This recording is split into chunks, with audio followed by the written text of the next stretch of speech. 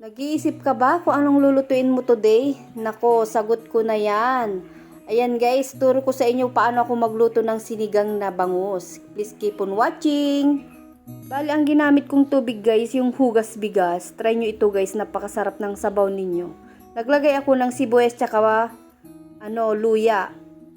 And then ilalagay ko na rin po yung kamyas. Ayan, galing pa yan sa Pangasinan guys. Marami kasing bunga yung puno ng kamyas nila doon sa mama ko, kaya kumuha ako nung umuwi kami. So ayan guys, pakuluan natin ito. Pag kumukulo na siya, alisin ko muna yung mga bula-bula niya dyan sa ibabaw. So ayan, natanggalan natin yung mga bula-bula. Ilalagay ko na po yung isda.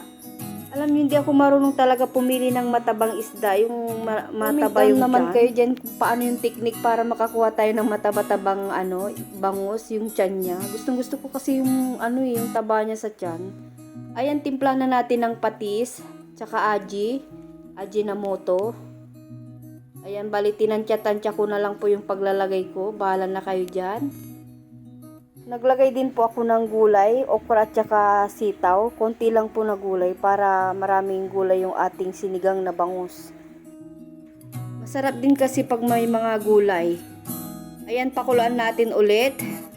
Tapos balikan natin after 3 minutes kasi kumukulo na siya. Naglagay tayo ng siling green. Ayan, ang sarap ng sabaw nito guys.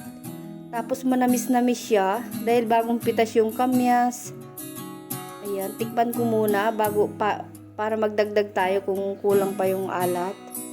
Ayan, okay naman na siya guys, kaya naglagay na ako ng pechay. Ayan, konting kulo na lang ito at malapit na pong iserve. So ayan guys, marami pong salamat sa inyong panonood. Pa-like and share naman po itong video na to. Hanggang sa muli po. Bye!